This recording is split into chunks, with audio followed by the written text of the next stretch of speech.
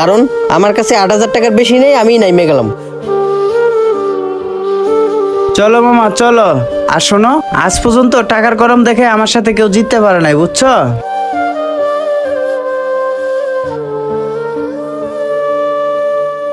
টাকাগুলো দিতে পারতাছি না, গাড়িটা মনে হয় বিক্রি করে দেওয়া লাগবে। এই বেটা, তুই এখানে মোছামাছি করতেছস?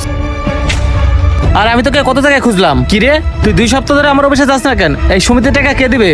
স্যার, রাস্তাঘাটে চিল্লাচিল্লি করেন না, আমি তো 2 সপ্তাহ ধরে অসুস্থ ছিলাম, তার জন্য আমার এই গাড়িটা নিয়ে বাইরে যেতে পারি নাই। রাখ তোর অসুস্থ, আজকে তুই অসুস্থ, কাল তোর বউ অসুস্থ, তোর ঘরে খাবার নাই, এগুলো কি আমি দেখবো? তোকে টাকা দিয়ে কি আমি ভুল করছি? আর তুই 2 সপ্তাহ ধরে আমার সাথে দেখা করিস না। যদি তুই আজকের মধ্যে টাকা না দিস না, তোর গাড়ি আমি আটকায় রেখে দেবো। কি ব্যাপার, ব্যাংকের ম্যানেজার টাকার জন্য এভাবে চিল্লাচিল্লি করতেছে?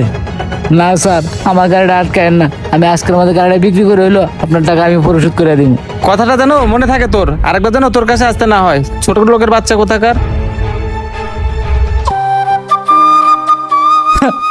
এই আল্লাহ, আজকে আমি গরিব বলে আজকে গাড়িটা আমার বিক্রি করতেই হবে। এই হজরত দাঁড়াও। কি ব্যাপার, দাঁড় করা লিখা, কি বলবি বল? ওই মুরব্বির ঘটনাটা দেখছোস? কি খারাপ ব্যবহারটাই নে করতেছে। হ্যাঁ দেখলাম তো, কিন্তু মুরব্বীরা আমি একটু চিনি। আচ্ছা, আমাদের কাছে যে কিছু টাকা ছিল, চল ওই মুরব্বিরে টাকা কটা দিয়ে আসি।